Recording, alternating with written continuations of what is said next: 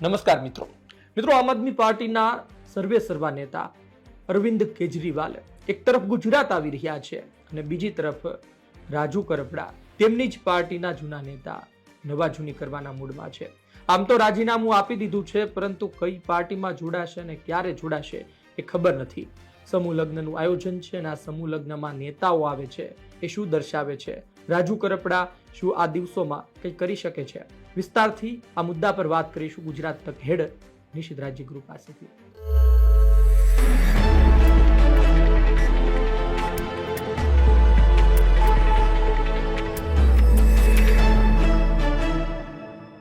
નિશિતભાઈ, પહેલો સવાલ એ છે કે ગુજરાતમાં એક તરફ અલગ અલગ સમૂહ લગ્નનું આયોજન થઈ રહ્યું છે, તેમાં નેતાઓ પહોંચે છે અને એમને જે વાત કરવી હોય એ આડકતરી રીતે મૂકી જ દેતા હોય છે.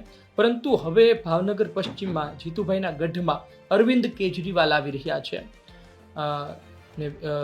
બીજા જે મુદ્દાની વાત છે પણ કરવી છે, પણ તમે કઈ રીતે જુઓ છો આને પહેલા? સમૂહ લગ્ન ગુજરાતમાં કોઈ નવી વાત નથી, પરંતુ સમૂહ લગ્નમાં રાજનેતાઓનું સામેલ થવું મહદઅંશે એ પણ કોઈ નવી વાત નથી. પણ આજકાલ છે ને ટ્રેન્ડ ચાલ્યો છે ધાર્મિક, કે સમૂહ લગ્નમાં નેતાઓનું આવવું એ આડકતરી રીતે એવું સાબિત કરે કે ભાઈ એ નેતાની તાકાત કેટલી છે ને સમાજમાં એમની હેસિયત કેટલી છે અથવા તો પકડ કેટલી છે.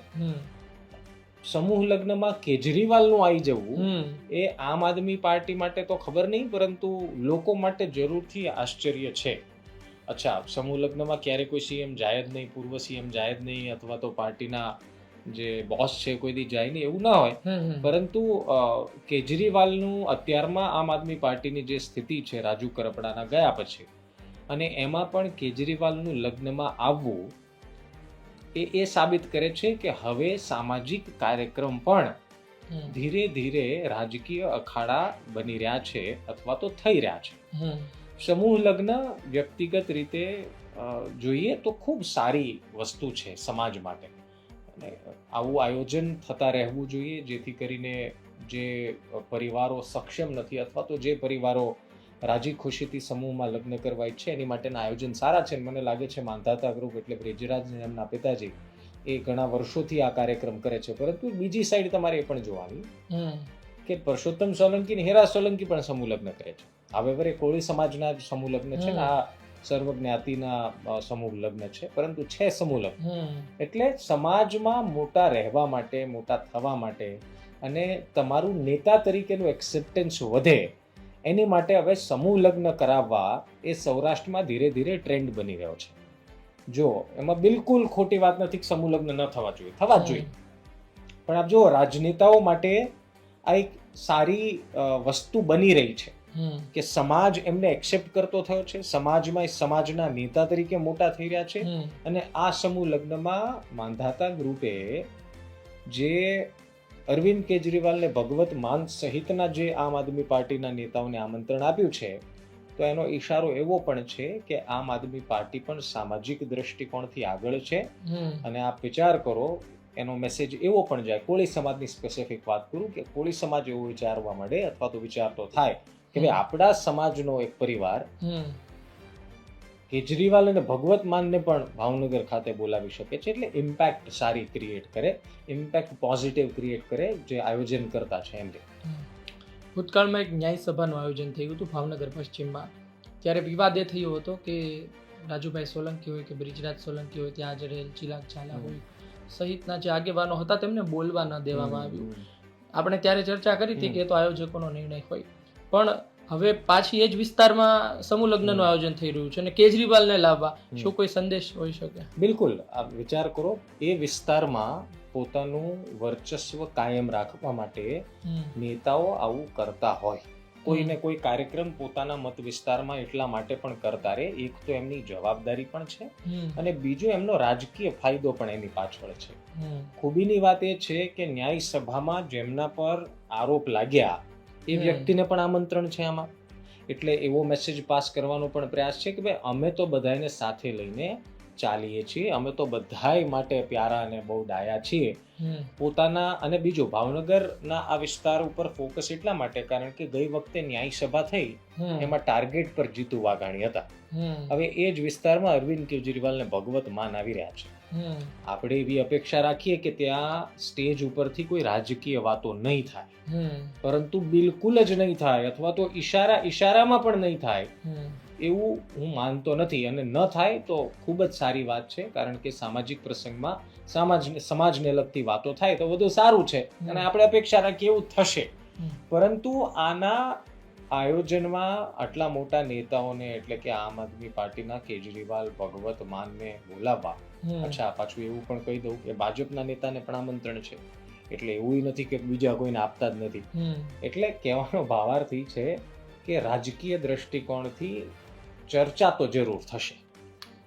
આમ આદમી પાર્ટીમાં એક બેનર પોલિટિક્સ ચાલે છે. તમે જોશો તો જે મોટા મોટા કાર્યક્રમ હોય, પ્રદેશના કાર્યક્રમ, એ કાર્યક્રમમાં તમને રાજુ સોલંકી કે બ્રિજરાજ સોલંકીનો ચહેરો નહીં જોવા મળે. કોળી સમાજ એક ખૂબ મોટો સમુદાય છે ગુજરાતમાં. તો આમ આદમી પાર્ટી શું એવું વિચારીને કરતી હશે કે એટલા મજબૂત નથી, કે પછી અંદરની જે રાજનીતિ હોય, જે અન્ય પક્ષમાં પણ હોય, એ જ એનો જ શિકાર બની રહ્યા છે? અરવિંદ કેજરીવાલ અને ભગવત માન ભાવનગર આવે એટલે ઓટોમેટિકલી સાબિત થઈ જાય કે બ્રિજરાજ અને એમના પિતા રાજુ સોલંકી કેટલા મજબૂત છે. નંબર 1. આ બધા વચ્ચે એ પણ કહી દઉં, અત્યારના ભગવત માન પંજાબના મુખ્યમંત્રી હોસ્પિટલમાં એડમિટ છે. રૂટીન એનું ટૂંકમાં તબિયત એમની સ્થિર છે, પરંતુ હોસ્પિટલમાં એડમિટ છે, અને 22 તારીખનો આ કાર્યક્રમ પણ છે. એટલે ભગવત માન તબિયતને ધ્યાનમાં રાખતા આવશે કે નહીં આવે હજી ખબર નથી, એ તો સમય કહેશે. પણ મૂળ વિષય ઉપર આવવું તો, જો આ બંને નેતા આવે છે અને આમંત્રિત બધા લોકો આવે છે, તો એ ઇટસેલ્ફ પ્રૂવ કરે છે કે બ્રિજરાજ અને એમના પિતા કેટલા મજબૂત છે. સામાજિક દ્રષ્ટિકોણથી જે વ્યક્તિ મજબૂત હોય એ રાજકીય મહત્વ એને લેવાની કે માંગવાની જરૂર ન પડે, એને આપવું જ પડે. એટલે કદાચ બેનરમાં બ્રિજરાજને કે બીજા કોઈ નેતાને જગ્યા ન મળે તો આ ઘટના પછી એમને મળવા લાગશે, એ વાત 100%ની માનવાની, જો કેજરીવાલ આવે તો. કારણ કે સમજો, બ્રિજરાજ સોલંકી છે ને એક યુવા નેતા છે, અને બોટાદના કાંડ પછી એમનો વાયરલ થયેલો વિડીયો બાદ દેશ આખાના લોકો જાણે છે કે બ્રિજરાજ સોલંકી આમ આદમી પાર્ટીના નેતા છે. એટલે હજુ પણ જો એને પોસ્ટર બોય બનાવવામાં ન આવે તો મને લાગે છે કે એ બ્રિજરાજ માટે સારું નથી. બીજું એક કમ્પેરિઝન જેના પર આપણે ધ્યાન ફોકસ કરવું જોઈએ એ પણ આપ કરો. રાજુ કરપડા સૌરાષ્ટ્રથી આવે છે, બ્રિજરાજ સૌરાષ્ટ્રથી આવે છે. રાજુ કરપડાના પોસ્ટરમાં તમે ફોટા જોયા છે ભૂતકાળમાં, હવે રાજુ કરપડા તો રહ્યા નથી, એટલે જગ્યા ખાલી પડશે. મને એવું લાગે છે, એક્ઝેક્ટલી મને એવું લાગે છે કે હવે રાજુ કરપડાની જગ્યા ધીરે ધીરે બ્રિજરાજ માટે ખુલશે, અથવા તો બ્રિજરાજ એ કાયમ કરી શકશે. ફરી એક વખત સવાલ એ જ આવે છે કે રાજુ કરપડાની ઇમેજ એક ખેડૂત નેતા તરીકેની છે. આમ આદમી પાર્ટીના મૂળ એટલા બધા ઊંડા નથી સંગઠનની દ્રષ્ટિએથી. હવે રાજુ કરપડાની ગેરહાજરીથી એક મોકળું મેદાન બ્રિજરાજ માટે છે, અને એની શરૂઆત 22 માર્ચના સમૂહ લગ્ન છે, જે એ મેસેજ આપવાનો પ્રયાસ કરશે. ભલે સામાજિક પ્રસંગ છે, ત્યાંથી કોઈ રાજકીય વાતો થાય ન થાય, પરંતુ આમંત્રિત મહેમાનો જે છે, જે નેતાઓ આવવાના છે, એ સાબિત કરશે કે બ્રિજરાજ કેવડો મોટો નેતા થઈ શકે છે અથવા તો થશે. હવે સવાલ એ છે કે તમે જુઓ કે મોટા મોટા નેતાઓ આવતા હોય, જે તે પાર્ટીના ખૂબ મોટા નેતા આવે, એ જ દિવસે એની પાર્ટીનો કોઈ વ્યક્તિ અન્ય પાર્ટીમાં જોડાય તો એ પાર્ટીને વધારે નુકસાન જાય, અથવા તો એ પાર્ટીના જે કાર્યકર્તા હોય એને ખોટો મેસેજ પહોંચે, નિરાશ થાય એ લોકો. હવે કેજરીવાલ આવી રહ્યા છે, તમને લાગે છે એ જ દિવસે કરપડા કોઈ નિર્ણય લેશે? મને તો એવું જ લાગે છે. એનું કારણ એ છે, જો બીજી એક વાત એ પણ છે કે છેલ્લા 2-3 ઇન્ટરવ્યુ રાજુ કરપડાના અલગ અલગ મીડિયા હાઉસીસના સાંભળો તો એનાથી તમને ખબર પડે કે રાજુભાઈ 70% ભાજપમાં જતા જ રહ્યા છે.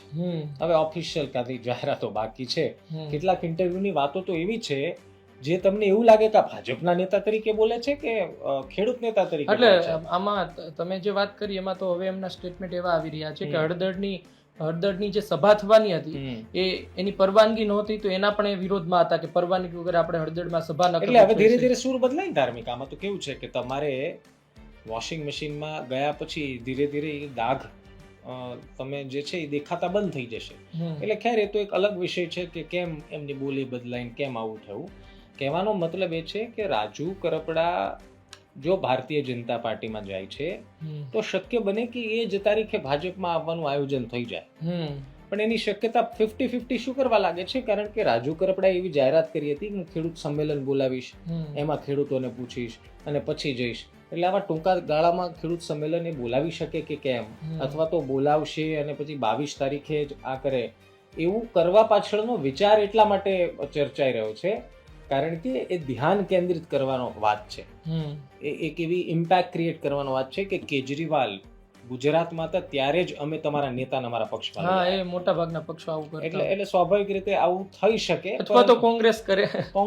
કોંગ્રેસના પણ પ્રયાસો ઉપર આપણે ચર્ચા કરીશું કે કોંગ્રેસ કેટલા પ્રયાસ કરે છે. પણ આ ઘટના થાય તો હું માનું છું કે આમ આદમી પાર્ટી, ગુજરાત આમ આદમી પાર્ટી માટે એક જનતાની વચ્ચે ખોટો મેસેજ જશે, અથવા તો જનતાની વચ્ચે વધારે મહેનત કરવાના દિવસો આવી જશે એવું સાબિત થઈ શકે. રાજુભાઈ હવે એવું કહી રહ્યા છે કે ખેડૂતો માટેનું આંદોલન હોય તો એ બિન રાજકીય હોવું જોઈએ, તો એને સફળતા મળે છે. એમના ઇન્ટરવ્યુ મેં જોયા હમણાંના. પરેશભાઈ ગોસ્વામી પણ આ જ વાત કરતા હતા. તો પોલિટિકલ પાર્ટી સાથે જોડાયેલા નેતાઓને હવે કેમ એવું લાગી રહ્યું છે કે આંદોલન બિન રાજકીય હોવા જોઈએ? બેઝિકલી અત્યારના જે કહે છે ને એ સાચું કહે છે કે આંદોલન બિન રાજકીય જ હોવા જોઈએ. એ મૂળ સાચું છે, પણ એ સાચું ક્યારે બોલે છે? જ્યારે એને એક પક્ષથી આંદોલનના ઢગલા કરી દીધા, વિરોધ પક્ષમાં રહીને સત્તા પક્ષ પર અસંખ્ય સવાલ પૂછી લીધા, એમના આગ્રહથી થયેલા આંદોલનમાં કેટલાક નિર્દોષ ખેડૂતોને દંડા પડ્યા, એ પછી હવે જ્યારે પક્ષ છોડી દીધો ત્યારે હવે એવી વાત કરે કે આંદોલન બિન રાજકીય હોવું જોઈએ, તો રાજુભાઈને કંઈ સમજાવવાની જરૂર નથી કે આમ આદમી પાર્ટી પહેલા તમે એકે પક્ષમાં નહોતા, તો ત્યારે જ તમે કરતા હતા. અને જો આટલું જ આંદોલન કરવાતા તો પછી આમ આદમી પાર્ટી જોઈન શું કામ કરી? એટલે આ બધી પોતાના સ્વાર્થ અને મહત્વકાંક્ષાની અર્થે ફરતી વાતો છે. બાકી હકીકતમાં આંદોલન બિન રાજકીય હોવું જોઈએ. એમાં રાજકીય વાતો અથવા તો રાજકીય નેતાઓનું સામેલ થવું ઇટસેલ્ફ પ્રૂવ કરે કે આંદોલનથી રાજકીય ફાયદો મેળવવાના પ્રયાસમાં છે, અને એ એમણે લઈ લીધો. હવે જે પક્ષમાં જાય તમે સમજો, અને જે કારણથી જાય એ જશે તો ફાઇનલ છે. અને જો આટલી જ બધી મહાનતા રાજુ કરપડાના શબ્દોમાં છે તો હું એમ કહું છું કે એવી જાહેરાત કરી દે પ્રેસ કોન્ફરન્સ કરીને કે હું એક પણ રાજકીય પક્ષમાં નહીં જોડાવું, જેટલા પણ આંદોલન કરીશ બિન રાજકીય જશે, એક પણ નેતાને સ્ટેજ નહીં આપું. જો એવી જ હું એમ કહું છું કે વાતો કરવી હોય તમારે, તો પછી તમારે ખેડૂતોને પૂછવાની જ ક્યાં જરૂર છે? એણે કીધું કે હું સંમેલન કરીને મારા ખેડૂત મિત્રોને પૂછીશ કે મારે ક્યાં જવું જોઈએ, એમાં પૂછવાની ક્યાં જરૂર છે? તમે જ કહો છો કે આંદોલન બિન રાજકીય હોવું જોઈએ, તો યા તો તમે ભવિષ્યમાં આંદોલન નથી કરવાના, યા તો તમને કોઈ કરવા નહીં દે એવી જગ્યાએ તમે જાઓ છો, અને યા તો તમારી મહત્વકાંક્ષાઓ એટલી વધી ગઈ છે કે હવે આંદોલન કેવા હોવા જોઈએ એ બધી સુફિયાણી વાતો બસ તમને યાદ આવે છે. બાકી આ જ રાજુ કરપડાએ હજારોની જનમેદની હળદળમાં ભેગી કરી હતી, તો શું એમાં આમ આદમી પાર્ટીનો કોઈ રોલ નહોતો? હતો જ. આમ આદમી પાર્ટીના સપોર્ટથી તો આ શક્ય બન્યું. અને હવે એવો દાવો કરવો કે આંદોલન બિન રાજકીય હોવું જોઈએ, તો મને લાગે છે કે આ ભ્રમિત કરનારી વાત છે. અને આ બધો ભ્રમ જ્યારે કોઈ ગળામાં નવો ખેસ ટાંગશે એટલે બધું નીકળી જશે. સૌથી અગત્યની વાત એ છે, રાજુ કરપડાએ એવું કહી રહ્યા છે ને આપણને પણ એવું લાગે કે ખરા અર્થમાં એમની વાત સાચી છે, અથવા તો ખરા અર્થમાં એ ખૂબ જ હિંમતવાન છે. જ્યારે હળદળની સભા હતી ત્યારે રાજુ કરપડા પહોંચી જાય છે, રમેશ મેર પહોંચી જાય છે, પ્રવીણ રામ પહોંચી જાય છે, ઈસુદાનભાઈ નથી પહોંચતા, બ્રિજરાજભાઈ નથી પહોંચતા, ગોપાલભાઈ નથી પહોંચતા, મોટા ભાગના નેતાઓ નથી પહોંચી શકતા, એમની અટકાયત થઈ જાય છે. મારો કહેવાનો અર્થ એ છે કે શું એમને પહોંચવું જ નહોતું કે પછી એમને ખરા અર્થમાં રોકી દેવામાં આવ્યા છે? કારણ કે જેમને તો પછી જો ખરા અર્થમાં એટલું ચુસ્ત બંદોબસ્ત હતું તો પોલીસ તો એવું વિચારે ને કે પહેલા તો રાજુ જ ના પહોંચે, રાજુભાઈ જ ના પહોંચે ને, પ્રવીણભાઈ પોતે ના પહોંચે. આમાં ઘણીવાર એવું છે કે એ સમયે થયેલી પરિસ્થિતિ અને કઈ પરિસ્થિતિમાં પોલીસને કોણે જાણકારી આપી કે કોણ ક્યાંથી આવી રહ્યું છે. રાજુ કરપડાએ પ્રેસ કોન્ફરન્સમાં એવો આરોપ લગાવ્યો હતો ઈશુદાન ગઢવી પર કે દર 5-5 મિનિટે ફેસબુક લાઈવ કરીને આડકતરી રીતે પોલીસને લોકેશન આપતા હતા. કેમ કે લાઈવ કરીને બોલતા હતા કે ભાઈ હું હવે આ રોડે પહોંચ્યો, અથવા તો ભાવનગર રોડે પહોંચ્યો, કે એક્ઝામ્પલ આપું છું, આ રોડે પહોંચ્યો, જેનાથી પોલીસને ખબર પડી જાય કે ઈશુદાન ગઢવી કયા રસ્તે આવી રહ્યા છે. એવો આરોપ રાજુ કરપડાનો હતો. પણ મને ખબર નથી પડતી કે શું માત્ર એ ઘટનાથી અથવા તો એ વાતથી પોલીસ યશોદાન ગઢવીને ઝડપી પાડે? કારણ કે એ સમય તો એવો હતો કે જ્યારે લગભગ ગુજરાત આખાના મીડિયા અલગ અલગ પ્રકારના રિપોર્ટ્સ બનાવતા હતા, તો પોલીસને તો ત્યાંથી પણ જાણકારી મળી શકતી હતી. એટલે હવે તો ધાર્મિક કેવું છે કે તમે રાજીનામું કોઈ પક્ષમાંથી આપી દો એટલે તમારે જે પક્ષમાં હતા એની વિરુદ્ધ કંઈક જોઈએ, અને તમારે ખુદનો પણ બચાવ કરવાનો છે કે આ બધામાં હું નહોતો. રાજુ કરપડા રાજીનામું આપીને એવું કહે છે કે મને કહેવામાં આવ્યું કે આપ આંદોલન કરો, તો આપ કઈ નાના કીકા તો છો નહીં કે તમને કહેવામાં આવ્યું ને તમે વિચાર્યા વગર આંદોલન શરૂ કરી દીધું. વાત તો ત્યાં સુધી પહોંચી કે એવું કહે છે કે જ્યારે લેખિતમાં પરવાનગી આપવાનું સત્તાધીશો ટાળી રહ્યા હતા ત્યારે પાર્ટીએ કહ્યું કે પાર્ટીના લોકો સાથે વાતચીત કરી કે તમે ત્યાં ધરણા પર બેસી જાઓ, એટલે એ ધરણા પર બેઠા અને પછી વહેલી સવારે 3 વાગે એમને ઉપાડી દીધું. હવે જો આમાં કેટલું હું એમ કહું છું કે લોજિકનો અભાવ લાગે છે. આ વિચાર કરો. હવે એવો શબ્દ કહે છે કે મેં પહેલા પણ આગ્રહ કર્યો તો પરમિશન નથી મળે તો ન કરવું જોઈએ અથવા તો ટાળવું જોઈએ, પોસ્ટપોન કરવું જોઈએ. તો ખેડૂતો કોની વાત માનતા હતા, પક્ષની કે તમારી? ખેડૂતો તો તમારી વાત માનતા હતા ને, તમારી પાછળ આવ્યા હતા, તમારી વાત પર આવ્યા હતા.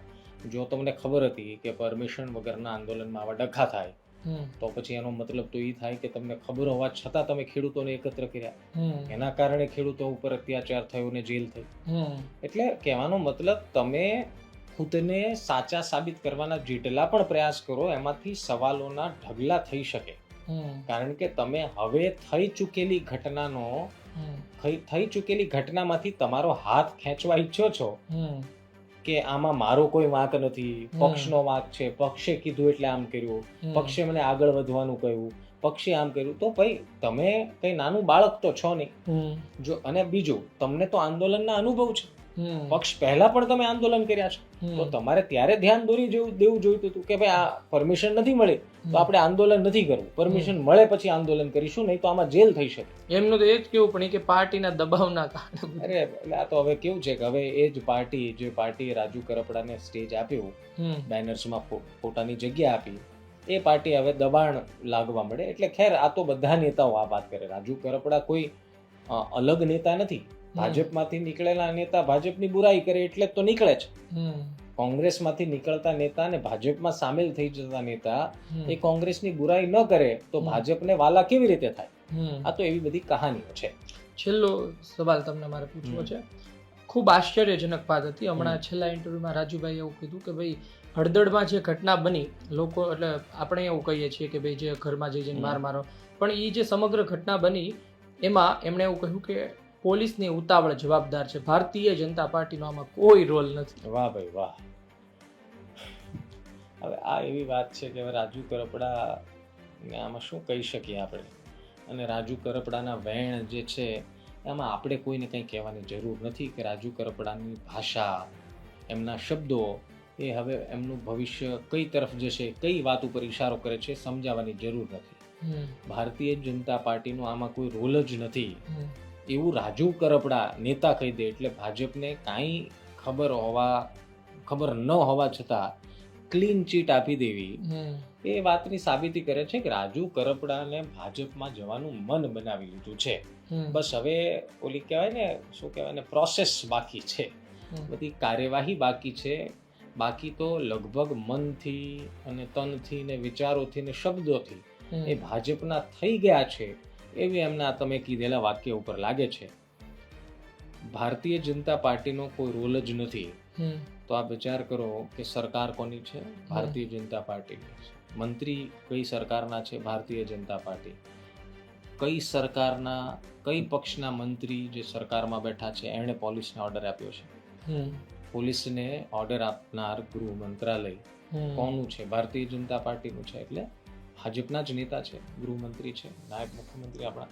કહેવાનો મતલબ લોકો જો ન સમજતા હોય એટલા માટે હું સમજાવી રહ્યો છું કે આ વાતનું કોઈ ધન ધડા છે નહીં.